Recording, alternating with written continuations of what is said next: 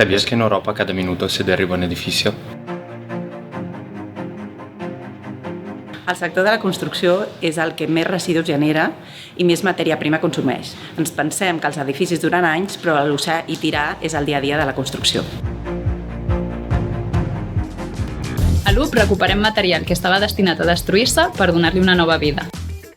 Aprovechamos recursos, evitamos residuos y demostramos que es posible construir con mejor impacto ambiental y social. El nostre sentit és trobar la manera de crear la infraestructura necessària per fer de la reutilització una pràctica habitual. L'UP està arrelada al Prat de Llobregat, perquè part de la nostra família era d'aquí, del Prat. Estem en el local que era del meu avi, que va muntar un negoci que es deia Transportes Calleja.